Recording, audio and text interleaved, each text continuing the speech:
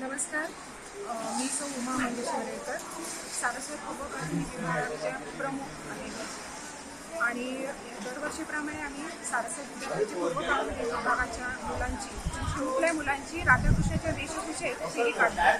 तशी यावर्षी सुद्धा आम्ही फेरी काढली आणि मग ती चिमुकली मुलं फेरी काढून मग दरवर्षी प्रत्येक वर्ग दहीहंडी फोडतो. पण यावर्षी थोडासा कार्यक्रमामध्ये बदल केला आहे. आम्ही एक छोटासा कृष्णाचा प्रसंग सादर केला आहे.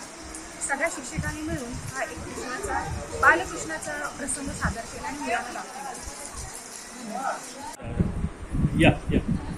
मी सौ अतुला अविनाश बेळेकर. आमच्या शाळेत आम्ही जन्माष्टमी साजरी करतो.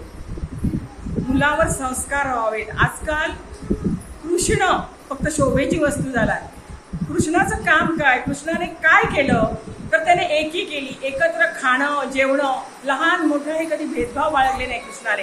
त्याला सगळे सारखे होते, गरीब श्रीमंत नाही. त्याचे मित्र सवंगडी कसे होते, गरीबातले गरीब, काही गुरात रमणारा असा आमचा कृष्ण. ते आजच्या पालकांना पण माहिती नाहीये कृष्णाबद्दल आणि आमची संस्कृती आम्ही पुढे न्यायला हवी. आम्हीच प्रयत्न करायला हवा. छोट्या मुलांनी आज कृष्णाची वेशभूषा केली, राधाची केली.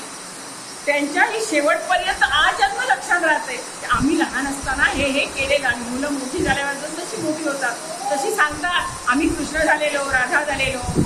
हे संस्कार या वयात अतिशय महत्वाचे आहे.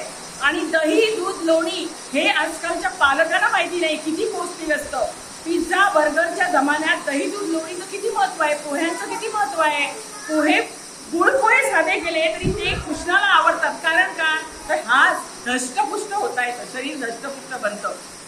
कृष्ण धष्टपुष्ट होतं कारण काय, हे असलं खाणं होतं. सगळ्यांबरोबर काला करून खायचा. शिदोरी न्यायची ते वनात जाताना. भाकरी, पोहे, दही, दूध, लोणी एकत्र करून सगळे गोळे बनवून खायचे. काला म्हणतात त्याला, म्हणून दही काला साजरा करतो आपण. पण आजकाल दही काला, दहीहंडीचं स्वरूप बदललंय.